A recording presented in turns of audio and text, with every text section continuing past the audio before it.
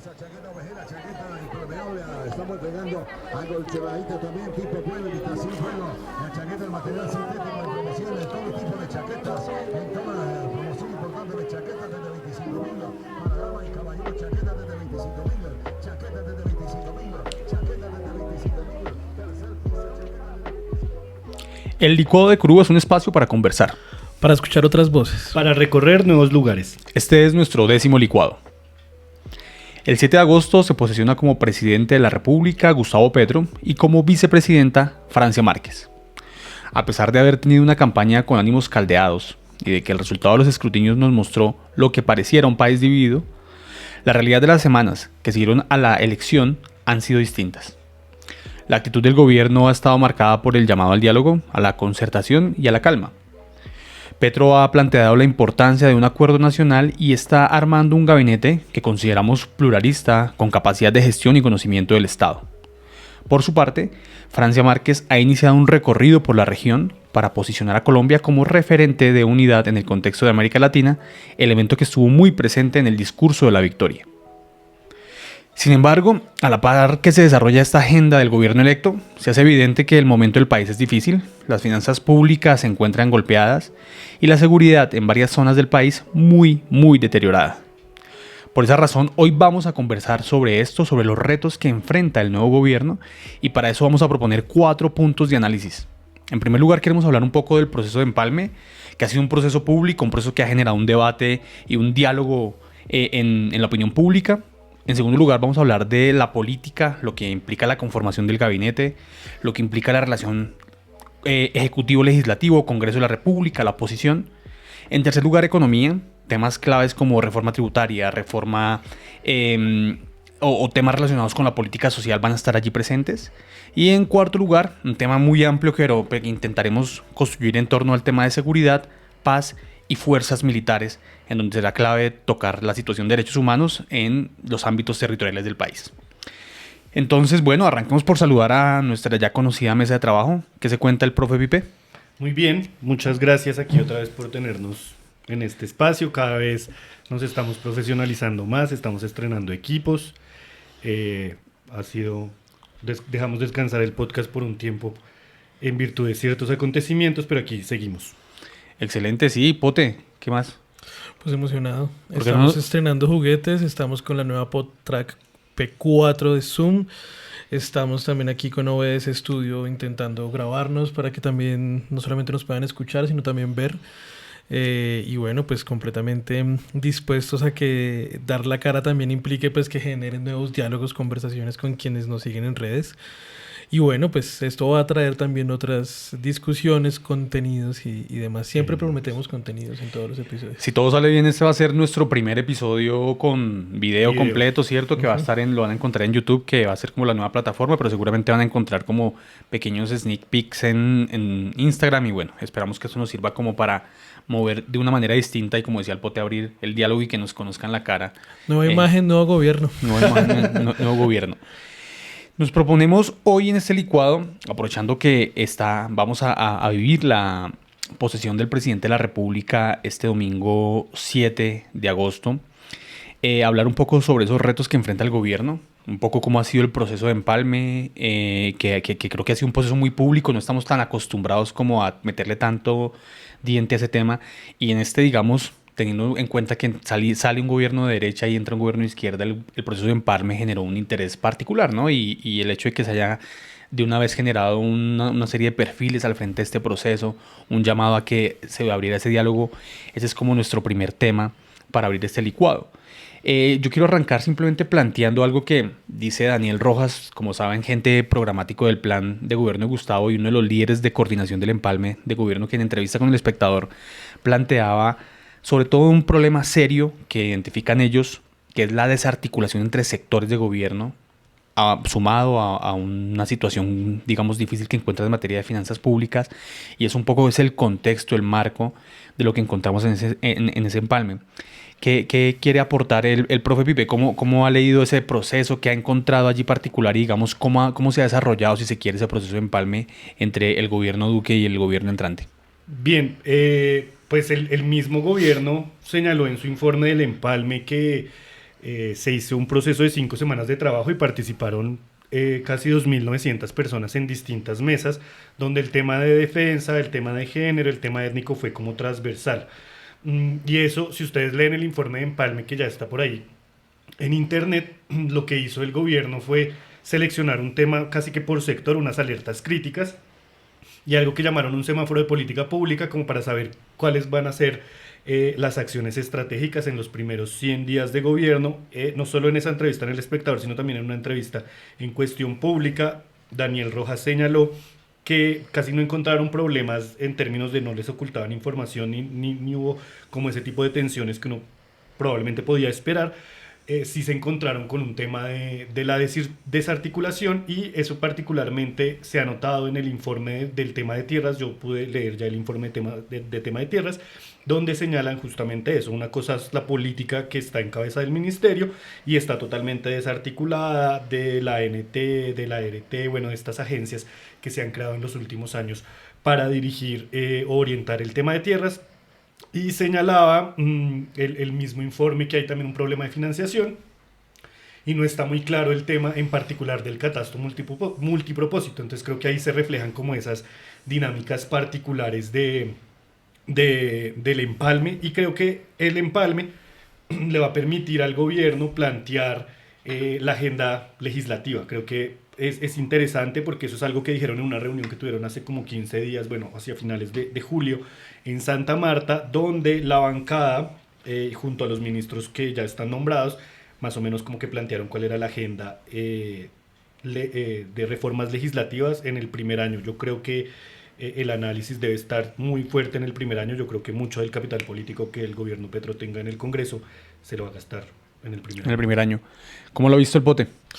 Pues yo creo que primero hay unas altísimas expectativas, y unas expectativas que también han estado muy representadas como en todo el tema de seguimiento y control político de los medios de comunicación. Yo creo que nunca se había visto unos medios tan volcados alrededor de seguir cada una de las decisiones de los pronunciamientos públicos de figuras emblemáticas del pacto, como, bueno, no sé, Bolívar, Roy Barreras, ¿no? También, digamos, como desde muy principio intentando develar también algunas tensiones al interior de la bancada, ¿no? Y yo creo que ha existido como una intención muy por parte del pacto histórico de hacer un proceso transparente, democrático, amplio. Se hicieron unas convocatorias públicas para que se enviaran hojas de vida para ser parte de los equipos programáticos y de los equipos de empalme. Yo creo que eso nunca se había visto antes.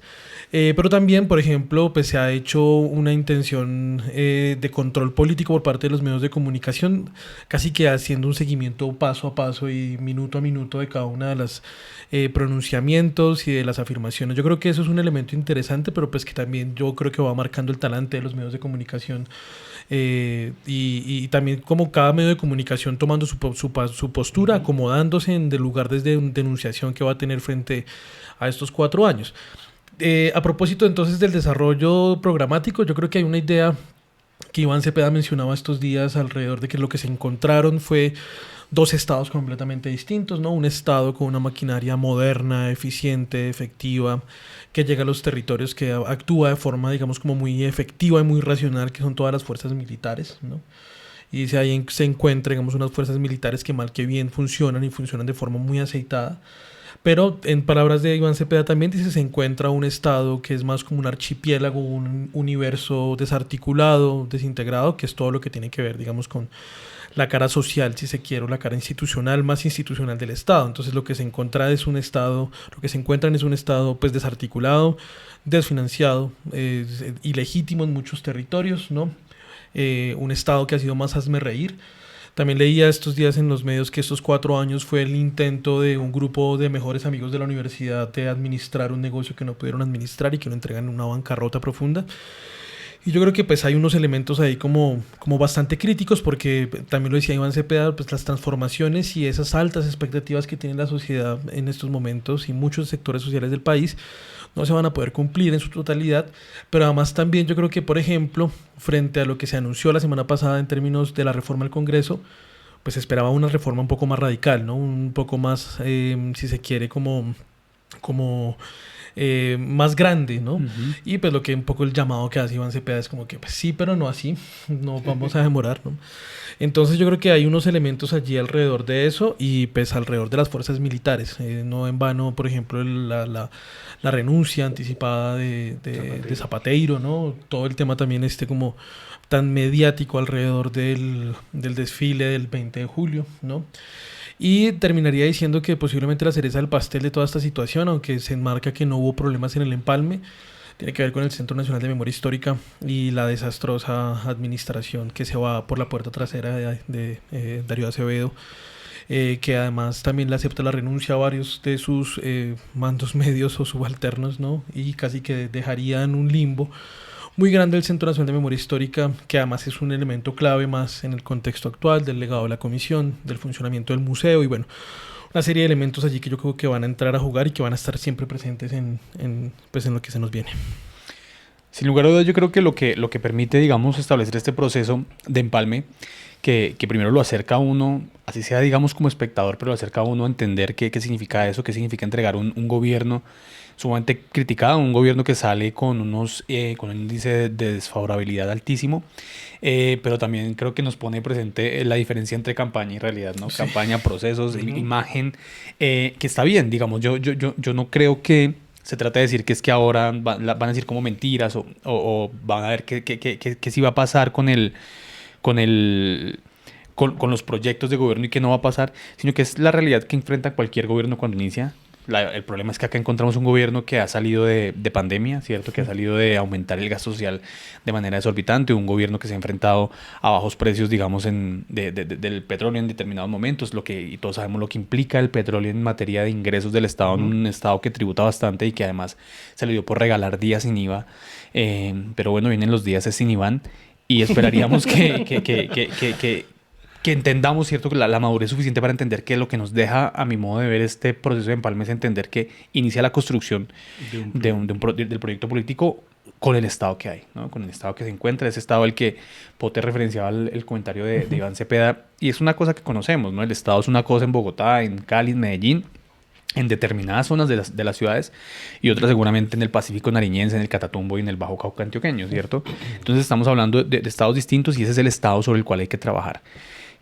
¿Algún comentario adicional sobre este proceso de empalme que quieran dejar planteado? Pues yo creo que ahí se abre también, digamos, como todo el escenario alrededor de lo que ustedes decían. Una idea que me parece que es importante es cómo van a ser los primeros 100 días del gobierno y cómo va a ser el primer año. Yo creo que hay una intención muy clara de aceitar muy bien la maquinaria, de garantizar gobernabilidad en el Congreso, tanto en Senado como en Cámara, para sacar las reformas adelante. Hay un elemento también importante y palabras de Iván Cepeda alrededor de están pasando de ser oposición, una oposición histórica, a ser gobierno. Yo creo que eso también se ha venido marcando también en el discurso y en las prácticas y eso pues vamos a ver cómo sale ese experimento. Pipe. Pues yo llamo la atención sobre la disponibilidad de información. Me parece que también en redes se compartieron los informes que casi todos los sectores del gobierno que presentaron y creo que eso le permite a uno como también, pues en la medida que uno conozca esos sectores, un poco acercarse a esa lectura, pero también me parece importante lo que ha hecho el gobierno entrante en el sentido de publicar sus resultados sí, ha hecho ruedas de prensa, ha publicado los resultados de cada área del empalme. Eso me parece que garantiza un poco de transparencia porque le permite a uno, sobre todo a quienes estamos un poco más metidos en esta gestión, pues conocer cuáles son esos procesos, conocer hacia dónde va. Y eso me pareció muy chévere porque he podido chismosear los informes, particularmente el de tierras, como decía, y creo que hay una muy buena fuente de información que le permite a uno entender esos estados del país. Perfecto. Listo, ahí daríamos como esta introducción, este abrebocas que nos deja como planteado este primer momento del inicio del gobierno, que necesariamente es este proceso de empalme.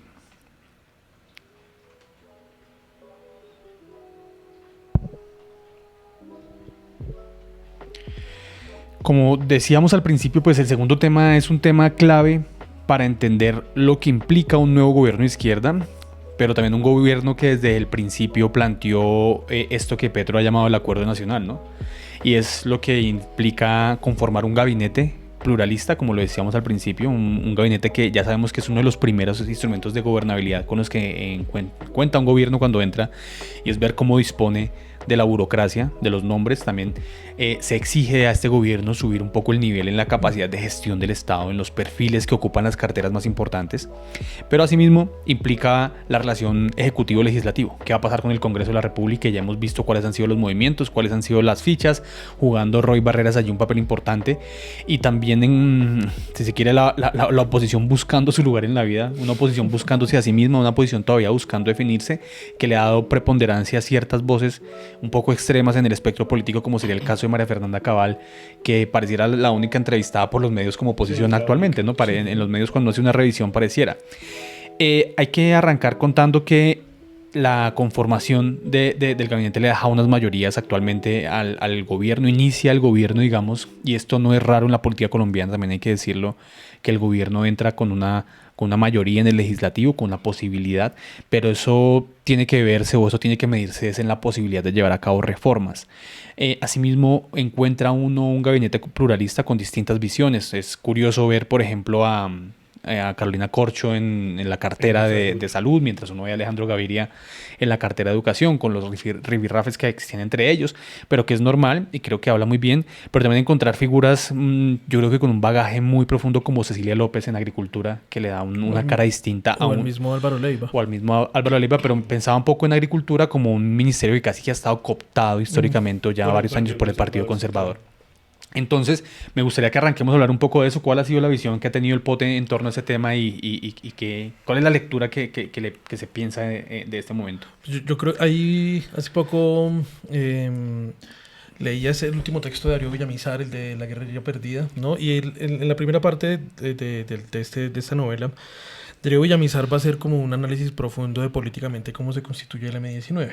¿Y por qué lo traigo a colación? Porque Bateman siempre habló del Gran Acuerdo Nacional, y el Gran Acuerdo Nacional decía hay que hacerlo con sectores de todo lado, ¿no? No solamente la ANAPO, hay que llamar a los conservadores, hay que llamar a los liberales, ¿no? Hay que llamar a los distintos sectores alternativos del país.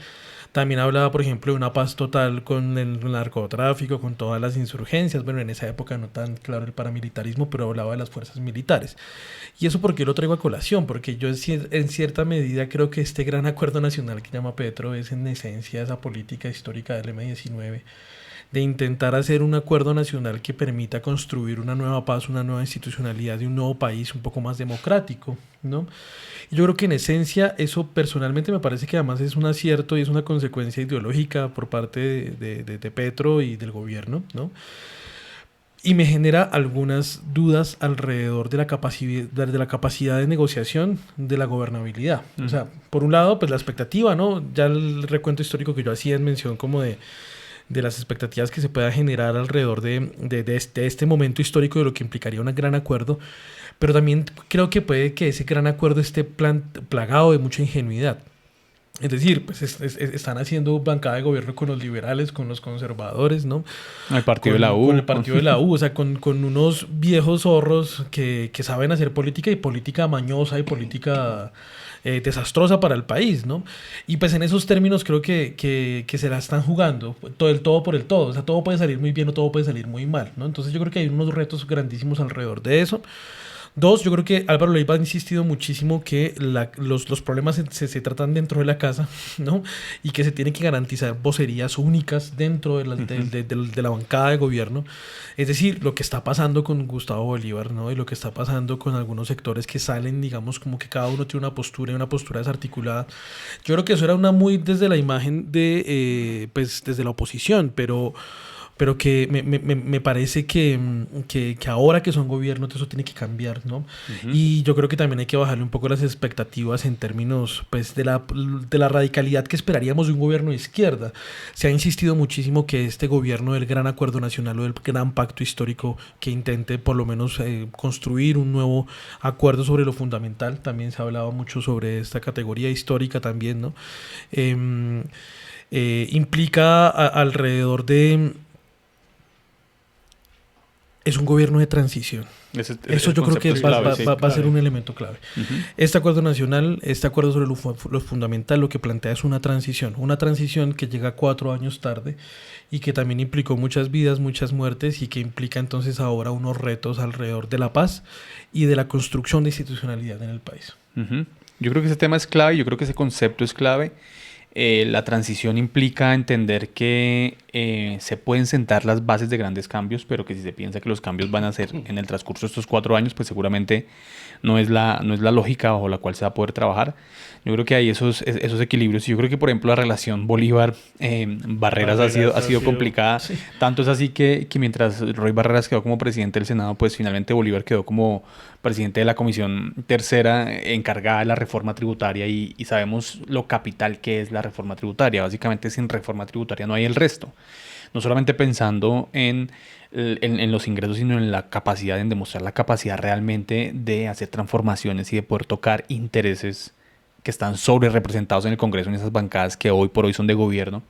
Y es donde cuando arranquemos reforma tributaria, cuando arranquemos reforma rural o cuando se evalúe si se cuenta con los instrumentos ya en el Estado para trabajar esos elementos de transformación del sector rural planteados en el punto 1 del acuerdo de paz, es donde nos vamos a encontrar. Y esa relación, creo que Barreras Bolívar nos habla un poco es como el ejemplo canónico que tenemos hoy por hoy del equilibrio difícil de mantener, ¿no? De un equilibrio en el que hay que estar permanentemente viendo fuerzas y que seguramente también se ve en el gabinete. ¿Cómo lo ha visto, Pipe? Pues yo resalto eso que estaba diciendo en la misma línea del pote. Creo que el pacto histórico tiene además en estos momentos una ventaja, que entendió que la política la tenía que hacer con políticos profesionales, y ahí creo que el rol de Roy es clave. Por más de que le critiquen, creo que Roy es esa persona que sabe cómo se hace la política, sabe cómo se hacen las reformas en el Congreso, sabe cómo se maneja, sabe que no se podía tener el control del Congreso si no tenía a estos secretarios que toda la vida han estado y que han vivido de ese manejo del Senado. Pero sí me preocupa, o más que me preocupa, creo que la expectativa es muchos de los nuevos senadores y representantes del pacto histórico, es decir, la curva de aprendizaje de ellos haciendo política, de ese tipo de política en el Congreso, va a ser se va a demorar y puede ser muy costosa en términos de imagen. Y, por ejemplo, hoy miércoles que grabamos, ayer martes hubo un problema entre María Fernanda Carrascal y Ahmed Escaf, que se tramitó vía Twitter. Y yo creo que ese tipo de cosas se tienen que tramitar, como decía Leiva, en otros espacios. Es decir, ellos ya no pueden ser los mismos tuiteros ventilando los problemas, porque además es una estrategia muy poco madura en términos de coalición política. Y creo que va a ser muy, muy complicado. Ahora también creo que es un escenario nuevo, particularmente en Cámara, que hay que tener en cuenta, y es que ya tenemos ahí algunas de las circunscripciones especiales de paz. Entonces, Cámara y Senado se mueven en espacios diferentes, es decir, tienen lógicas distintas, que hay que prestarle atención a los arreglos que se hacen de cara a estas nuevas reformas. Y lo del gabinete, pues a mí también me parece un poco problemático en términos de lo que decía el pote, por los chismes que cuenta ahí. Por ejemplo, un medio como La Silla Vacía, el Ministerio Conservador ha pedido transporte, y uno sabe que el Ministerio Conservador sin impuestos no se mueve, que el Partido Liberal ha pedido, creo que el Ministerio de Vivienda. Entonces son unas cosas ahí que uno dice como, sí, son esos sapos que hay que tragarse, pero yo sí creo que hay una expectativa muy fuerte, sobre todo de la ciudadanía, que más duro ha vivido la desprotección del Estado, que comerse eso es muy complicado y no se entiende bajo el cálculo político.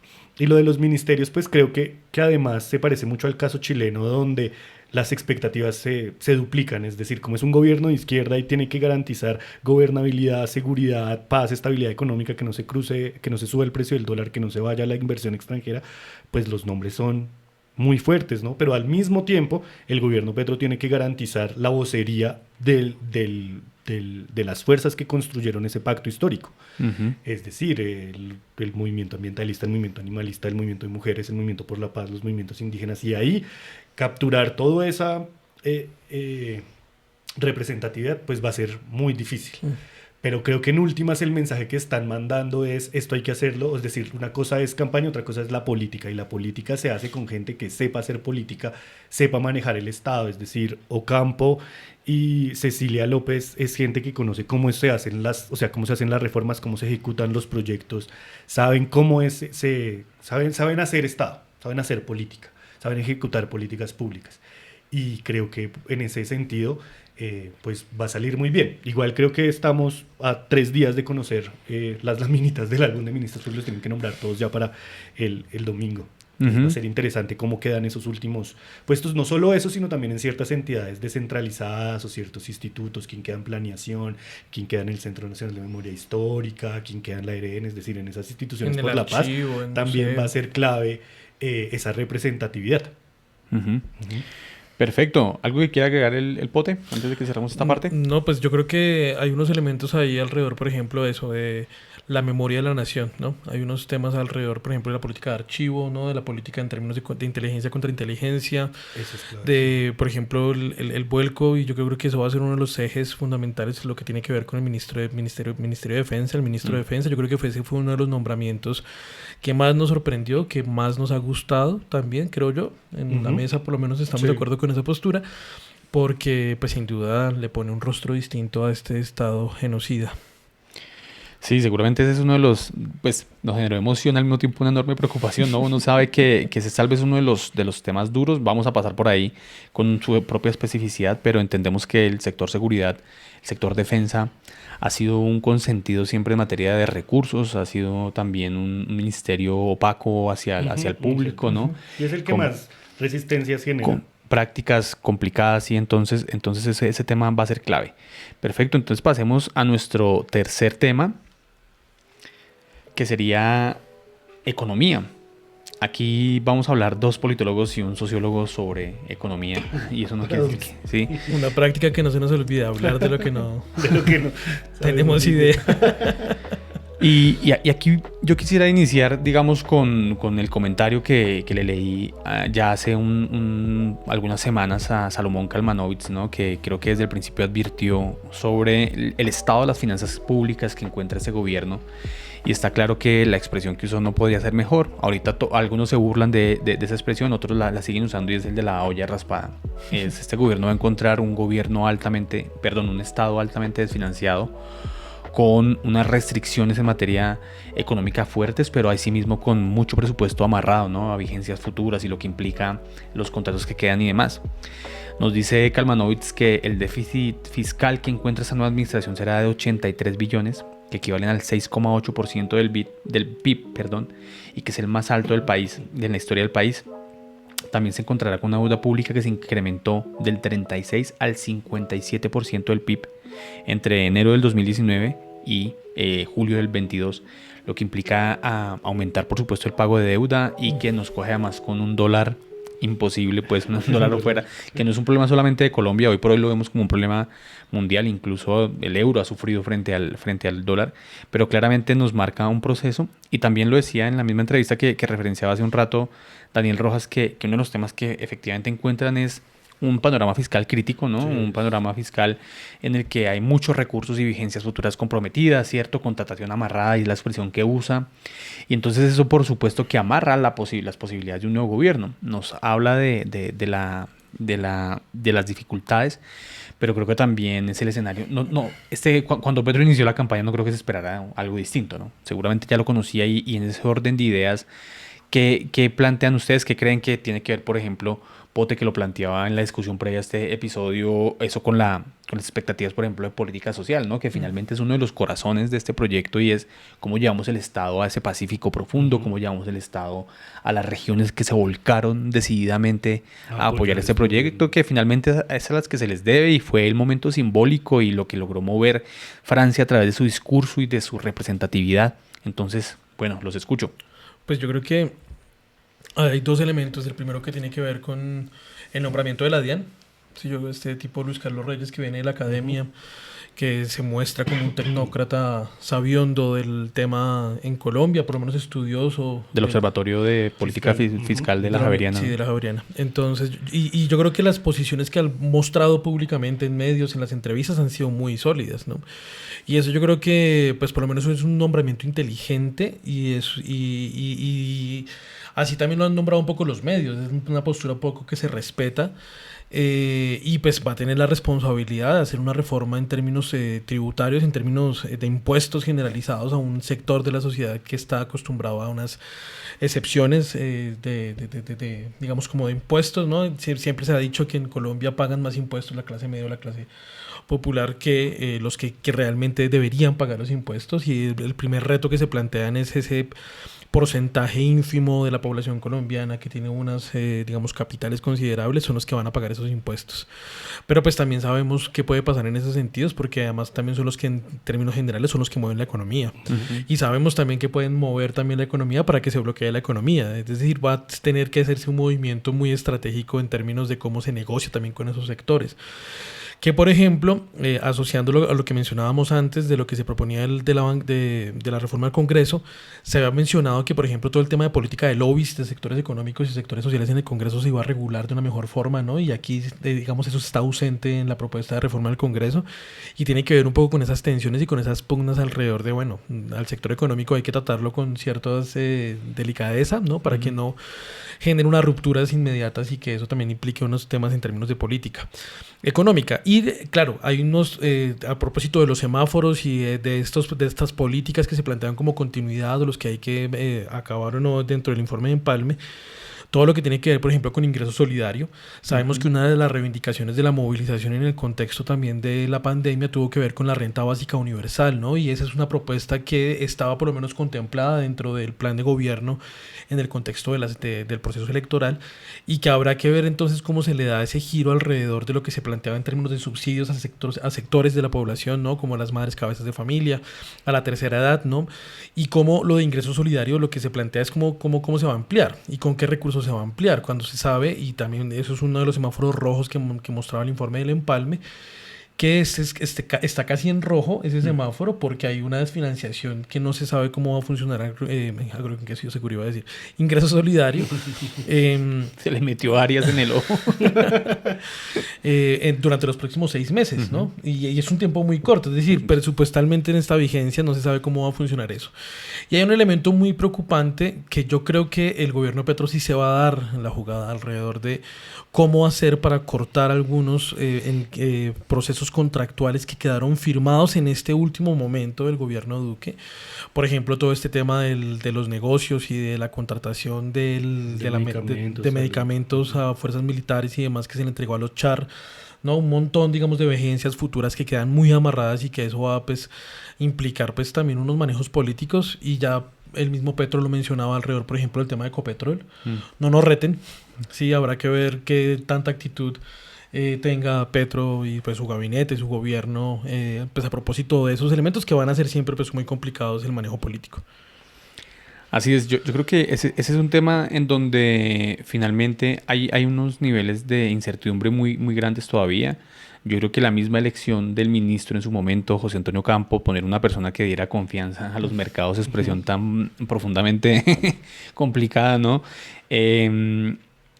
Fue un mensaje para decir, vamos a tomarnos en serio esto, y es tomarnos en serio en el sentido que le gustan a determinados sectores de la sociedad, es poner a alguien responsable en términos fiscales, saber que hay unas metas fiscales para el país, metas que no respetan los gobiernos por lo general cuando se habla de la regla fiscal, por poner un ejemplo.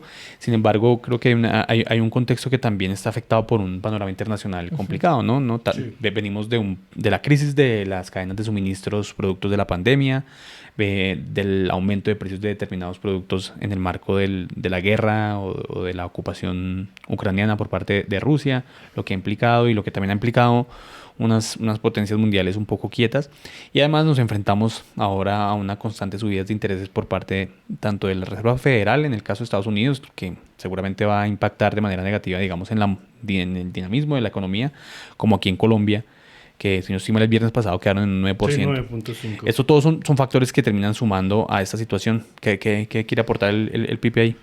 Pues es que esa reforma tributaria va a ser muy complicada porque además si se proponen obtener lo que han dicho que son 50 billones, no se sabe si son 50 billones en los 4 años o en el primer año. En todo caso, haciendo esa reforma ambiciosa que se proponen, no llenan el hueco fiscal que han planteado los economistas.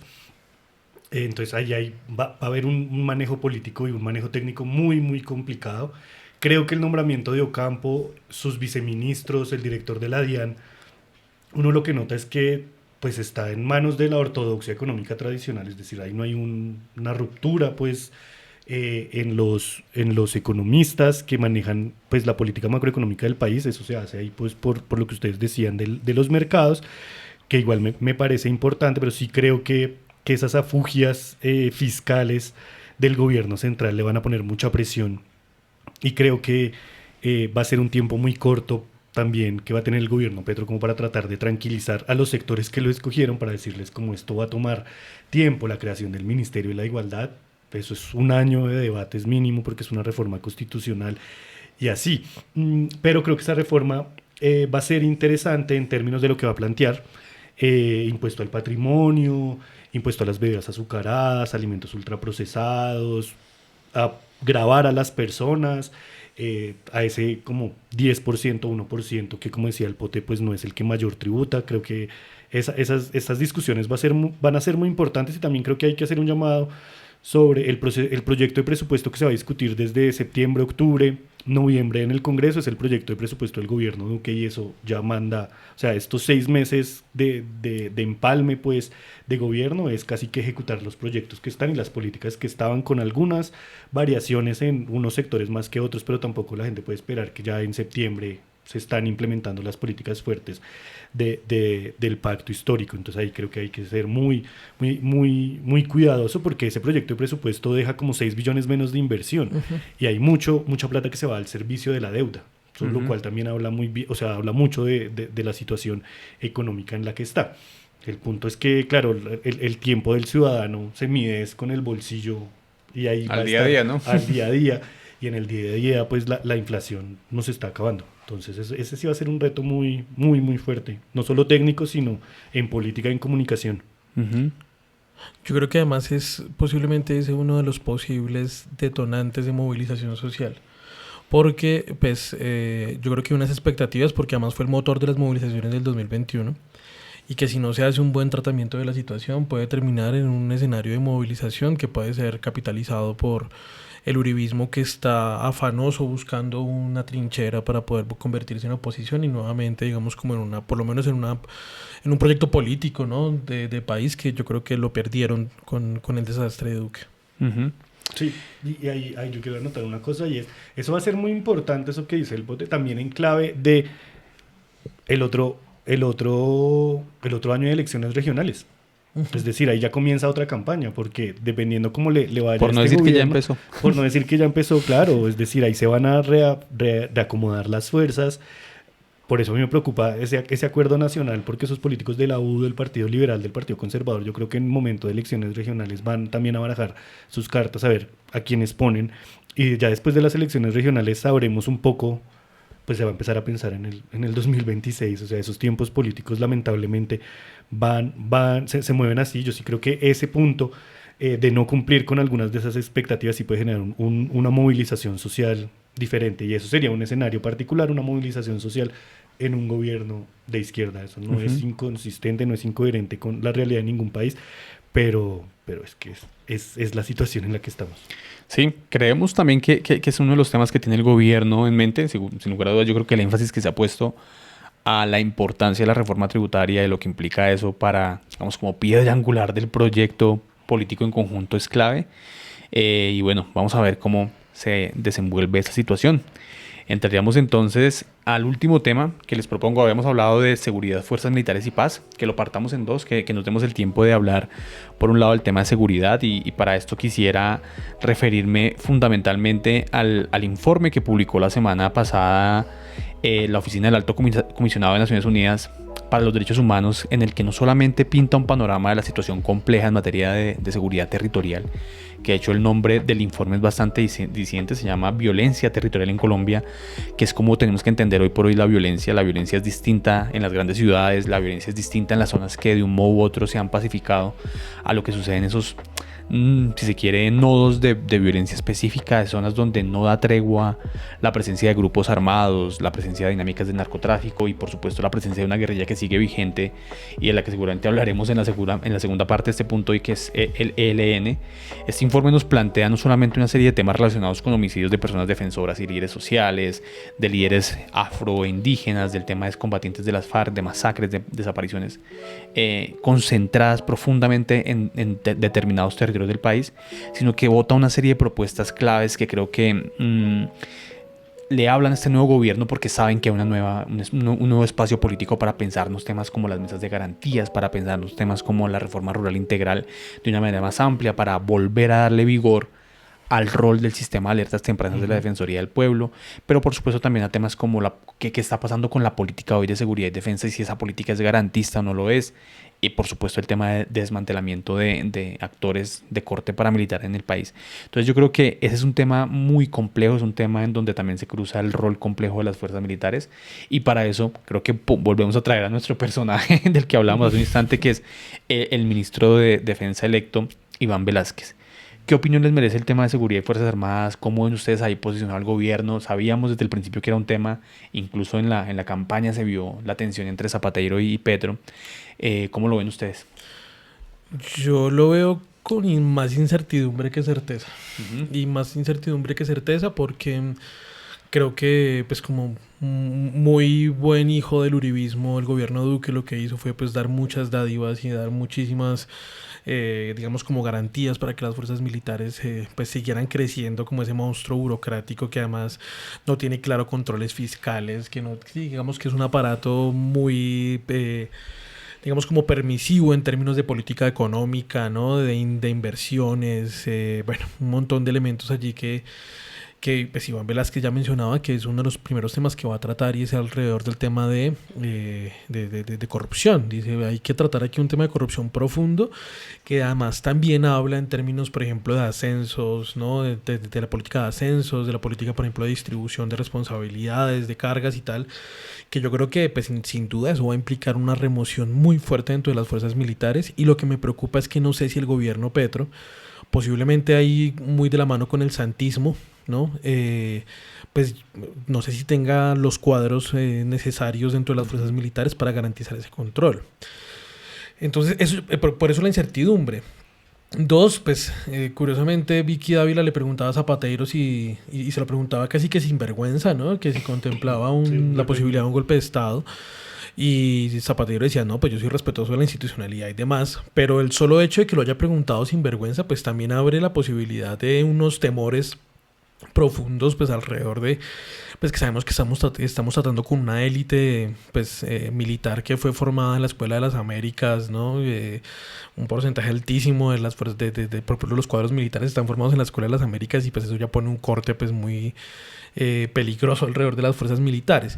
Eso por un lado. Dos, todo el tema, por ejemplo, de política de derechos humanos. Iván Velázquez ha planteado que las fuerzas militares ahora entonces se van a garantizar por la defensa, por el respeto a los derechos humanos.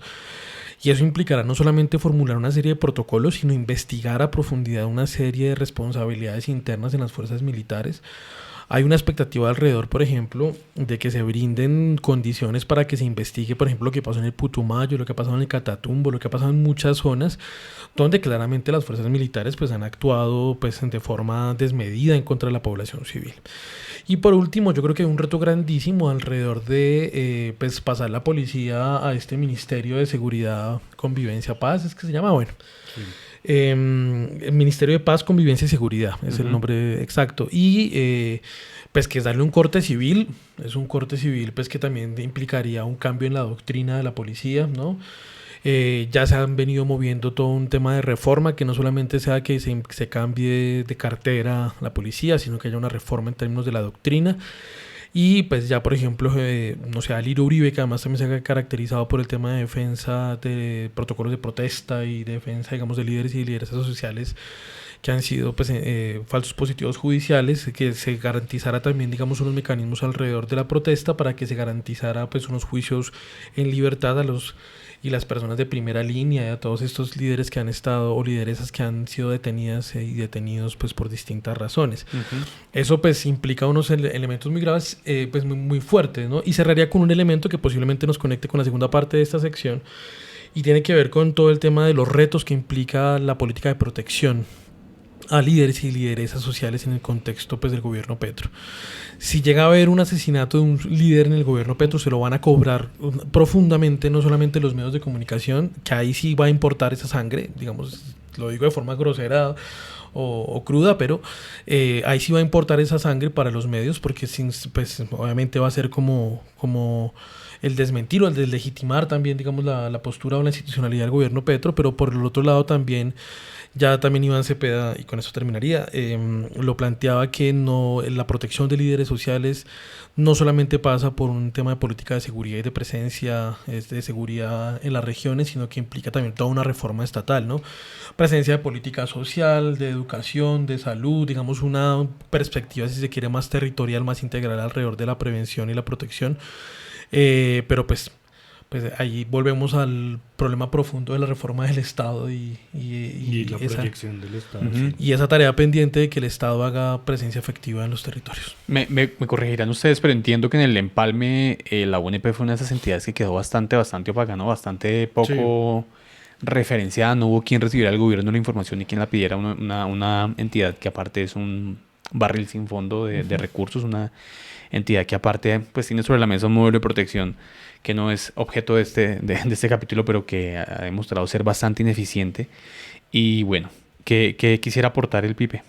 Pues retomo una cosa que decía el Pote para ponerlo, justamente lo he visto esta semana en los medios de comunicación, y es la forma en que se ha acusado, bueno, más bien la forma en que se ha fiscalizado la respuesta del gobierno Petro, que todavía no ejerce, por ejemplo, frente a la reacción del plan pistola que hay contra la Policía Nacional. Entonces lo he visto como, ¿y el gobierno Petro qué está haciendo? Pues el gobierno Petro todavía no puede hacer nada frente a lo que está pasando, que es pues una clara forma de presión del clan del Golfo ahí versus a una posible negociación. Entonces creo que así va a ser el tono de las discusiones. Ahora, sobre el tema de seguridad, yo creo que la clave es el concepto de relaciones cívico-militares, que más o menos nos dice cuando hay un Estado donde hay un ministro civil, que tanto ese ministro civil o que tanto esa opción civil, si esa rama civil tiene control sobre los protocolos y sobre la estrategia de seguridad y defensa y sobre la fuerza pública. Yo creo que ese va a ser un reto muy grande. Uh-huh. ¿Por qué? Pues porque Iván Velázquez ha planteado, yo creo que Iván Velázquez se va a concentrar en dos grandes cosas. Uno es del respeto a los derechos humanos y otro es las políticas de transparencia de unas fuerzas militares que tienen, particularmente en temas de contratación, temas de gastos reservados, temas de inteligencia y contrainteligencia, unos vacíos ahí donde casi que operan con una impunidad muy fuerte. Eso lo dice además la Comisión de la Verdad también en su informe.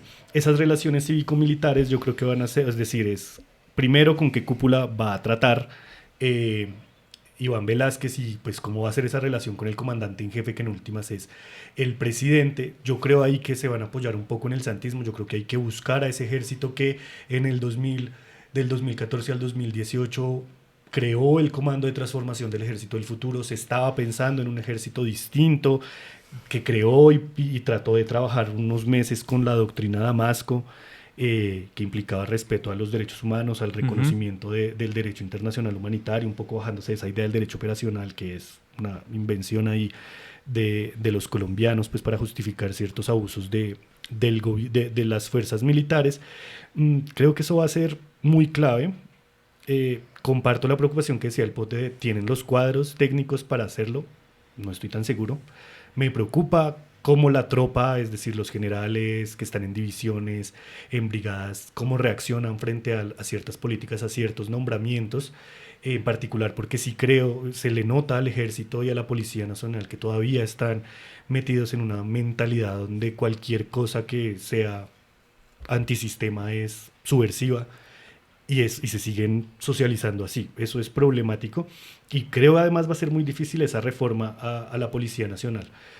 Evidentemente Colombia es el país sui generis donde la Policía Nacional está en el Ministerio de Defensa, eso ya se comprueba que hay que cambiarlo. La misma policía ha trabajado, yo he estado en espacios donde se ha discutido eso, pero sacarle y ponerla, si la ponen en el Ministerio del Interior, así sea provisionalmente, eso le va a generar muchas complicaciones, sobre todo porque el Ministerio del Interior ahí tiene el Fondo de Seguridad, el Fonsecon, y eso se puede prestar para muchas complicaciones, pero además porque implicaría darle un perfil distinto a la policía. Y yo creo que la policía, es decir, incluso más que el ejército, tras todo este estallido social de estos años, la policía mostró una cara muy represiva. Y asesina, no solamente represiva, sino y asesina. Ahí están pues Dylan, Lucas Villa y muchos más ejemplos. Creo que particularmente frente a los sectores sociales que escogieron a Petro, va a haber un proceso muy fuerte de exigencia, de demanda, de seguimiento, de veeduría, de esto tiene que cambiar. Entonces, pues todo está ahí por hacer. Yo creo que ese sí es el sector donde más difícil la van a tener. Uh-huh.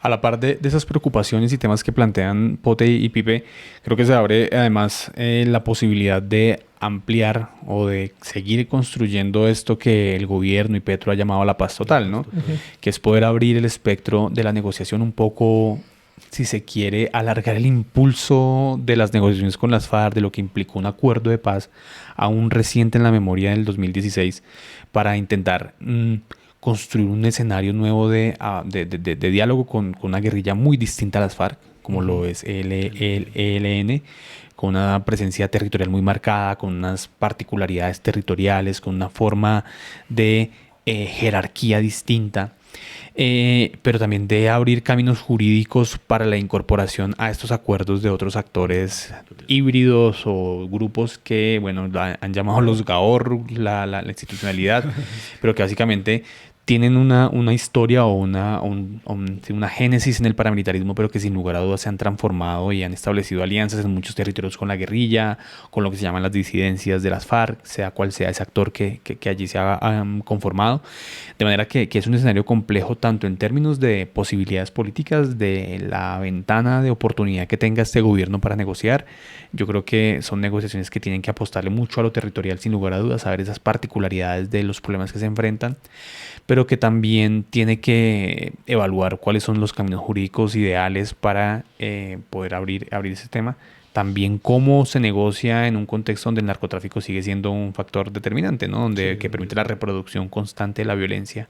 Entonces ese tema de la paz total, además sumado a unos insumos que recibimos del acuerdo de paz, como es el informe de la comisión, y que lo decía Alejandro Gaviria en una entrevista. Queremos que ese informe sea conocido en los colegios, queremos que ese informe haga parte de la pedagogía de la paz, como que se juntan distintos temas en torno a eso que podríamos llamar la paz total, pero también la construcción permanente de la paz en un país que sigue teniendo enormes retos en materia de violencia y violaciones a los derechos humanos. ¿Cuál es la visión de ustedes? Pues yo creo que, empezando por este último, y es el reto de la pedagogía para la paz, y es volver a traer la paz al debate público y político, es el primer gran reto, porque la paz en estos 4 años desapareció del escenario público. Y eso yo creo que va a generar, digamos, como también unas resistencias en lo territorial. Hay zonas del sur del país donde las disidencias de las FARC ha dicho que todo lo que suene a paz o todo lo que suene a una institucionalidad de transición no entra, no va a llegar a esos territorios. Es decir, la correlación de fuerzas alrededor del tema de paz en lo territorial está muy, muy desgastada, ¿no? Obviamente, pues la decisión en sí misma, la elección de Petro, pues implica unas valoraciones distintas a lo que pueda eso generar.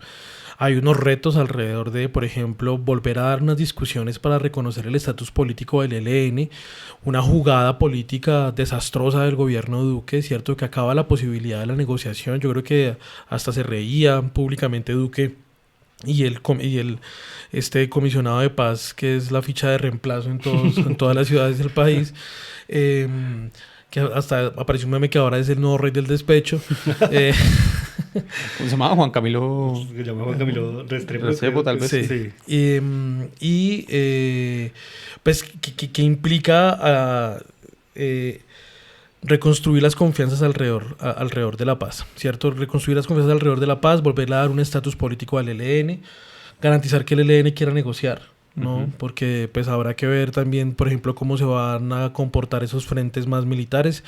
En el Pacífico, digamos, todo el frente que estaba en el Chocó, pues se ha dicho que se les daba unos golpes muy duros, que ya no tiene, digamos, como la incidencia militar que tenía hace unos años, pero Arauca sigue, digamos, siendo muy fuerte, Centro Oriente sigue siendo muy fuerte, en una guerra a muerte con las disidencias, con los paramilitares, contra el ejército, y que además ellos también han tenido, digamos, como una tendencia histórica a no involucrarse en temas de paz, ¿no? O a pues, ser posiblemente, pues fue responsabilidad también de ellos un poco ese tiro al pie que fue el bombazo a la General Santander y que terminó toda la crisis diplomática y demás con Cuba.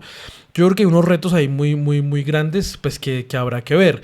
El mismo Iván Cepeda decía, aquí no vamos a poder hacer una negociación que se demore muchísimo tiempo, tiene que ser una negociación rápida sobre lo que ya está avanzado, retomar el camino y casi que no hay mucha reforma. En la última podcast de María Jimena Duzán, hasta María Jimena Duzán le preguntaba si este tema de la convocatoria del diálogo nacional para que hace Petro al inicio de su gobierno y que dice que eso va a ser insumo de su plan de desarrollo, si era un guiño o no al ELN para que esa exigencia histórica de ese gran diálogo nacional se pudiera dar o no. Y el mismo Iván Cepeda dice, pues puede que se interprete de tal forma, pero no es eso, es más bien una tarea pendiente pues, para la institucionalidad y para la democracia del país. Eso por un lado, y por el otro todo el tema del narcotráfico. Vuelvo a Iván Cepeda porque más yo creo que es una de las personas claves en este momento. Y Roy Barreras también, pues porque también hay que decir que Roy también se puso en su momento la camiseta de todo el tema del acuerdo de paz y tiene que ver con esa relación de estatus político-narcotráfico y de las bandas, pues digamos como estos carteles del narcotráfico, estos grupos paramilitares muy relacionados con el narcotráfico y se revive ese debate histórico del 2004-2005 previo a la desmovilización de las autodefensas y demás. Porque pues habrá que dar unas valoraciones alrededor del tema del narcotráfico y alrededor del tema de la política antidrogas.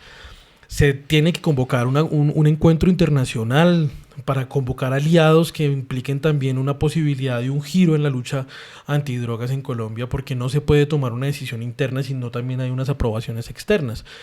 Vale la pena decir que yo creo que es una lectura que uno puede hacer, que hay una cierta aprobación por parte del gobierno norteamericano en que existan unos giros en términos de política antidrogas y en términos de política de defensa, y no por eso, o yo personalmente no lo veo aislado, que la reunión del gobierno Petro con el delegado de Seguridad Nacional del gobierno de Biden, ese mismo día se hace el nombramiento de Iván Velázquez público, ¿no? Entonces hay una coincidencia ahí, porque yo creo que en todo el tema de defensa y todo el tema de política antidrogas no se va a hacer nada si el tío Sam no aprueba. Estados Unidos, sí. Ahí con relación a eso que plantea el Pote, bueno, primero es difícil pensar que va a ser un trámite, o sea, que pensar que el ELN simplemente va a asumir una adición al acuerdo de las FARC es iluso, yo no creo que sea así. Y otra cosa clave es este tema que ha planteado Pedro también, que es el de los diálogos regionales, que yo creo que ahí se va a jugar una figura clave, porque las condiciones de esta guerrilla va a llamar por tratar temas profundamente territoriales, de lógicas de guerra, sí, la guerra que vive Arauca y que hoy por hoy está tan exacerbada, que llevamos un año largo viviendo o escuchando sobre lo que sucede en Arauca, tiene unas lógicas particulares, la relación del ELN con la empresa, con la industria petrolera histórica en determinadas regiones del país, pero también territorios donde el ELN también ha sido vanguardia y establece unas relaciones de profundo societales, si se quiere, con la comunidad, como sucede en el Pacífico nariñense, en el Pacífico chocuano. Entonces, entonces hay temas claves y eso implica tratarlo. ¿Cómo lo ve Pipe? Pues muy en la línea de lo que está planteando el Pote, yo creo que por eso se nombra a un canciller como Leiva, para pues, decir, creo que entienden que si no hay apoyo internacional va a ser muy difícil acomodar el ambiente de la paz total.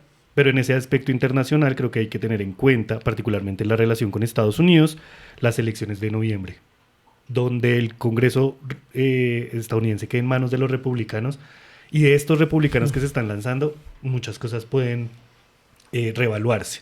Particularmente como gente como Ted Cruz, Marco Rubio, se montó en el cuento y lo dicen en sus discursos. Petro es castrochavista y es, digamos, ellos hablan para una audiencia particular, pero en términos de si llegan a tener poder, pues pueden ser un palo en la rueda eventualmente.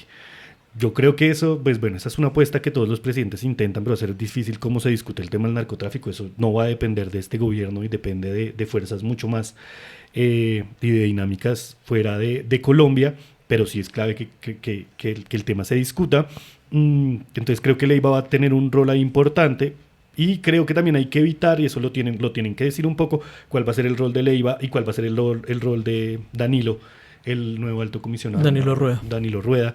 Pues porque el que ha hablado de la paz, sobre todo en estos momentos y en todas las, ha sido Leiva, y pues creo que ahí hay que, o sea, yo creo que también hay que afinar como los límites de lo que puede hacer cada uno. Y sí creo que es profundamente importante eso de los diálogos territoriales, pero además pone de presente eso que decía el Pote, y es la agenda de la paz hoy no aparece, sobre todo en el país urbano. Ese país urbano está preocupado es por la inflación, por la seguridad en otros términos. Pero el país territorial que vive la guerra sí la vive. La Colombia profunda. Sí, es horrible. Los territorios, pues para usar esas expresiones horribles.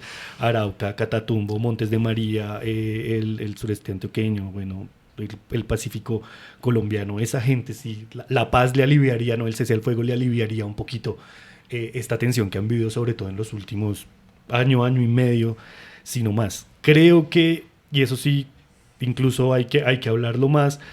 La gente suele entender que el ELN es como un hermano menor de las FARC, y no es no entender la dinámica del ELN, es no pensar que el ELN, yo también creo que si la propuesta de negociación del gobierno va a ser como, le puedo ofrecer lo que tiene el acuerdo de paz con las FARC, y no sé, otra comisión de la verdad, otras crueles, otras cosas así, no va a funcionar, y no va a funcionar porque el ELN no funciona así, porque va a poner de presente otros temas. Creo que lo territorial va a emerger con mucha fuerza, y va a emerger con mucha fuerza el tema de la industria extractivista. Eso ha sido una bandera del ELN desde el año 1. Entonces hay que considerarlo, pero al mismo tiempo, y eso va a ser un tema de desgaste muy fuerte frente a la opinión pública, cómo van a manejar el tema del sometimiento.